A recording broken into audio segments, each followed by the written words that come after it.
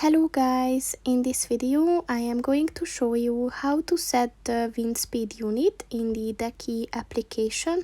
But first I just want to mention, don't forget to subscribe to my channel, because at 10,000 subscribers I am going to show you my whole YouTube revenue statistics and growth strategy, as well as how to make money online. Let's jump into it. First of all, open the application on your phone. And then click on the U button at the bottom of the page on the right. And then click on the settings button at the top of the page on the right.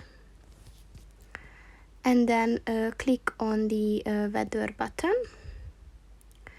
And at the wind speed section, just click on the unit that you want to use.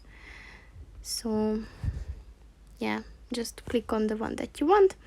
And the feature is set. So that's pretty much it for this video, guys. See you in the next one. Goodbye.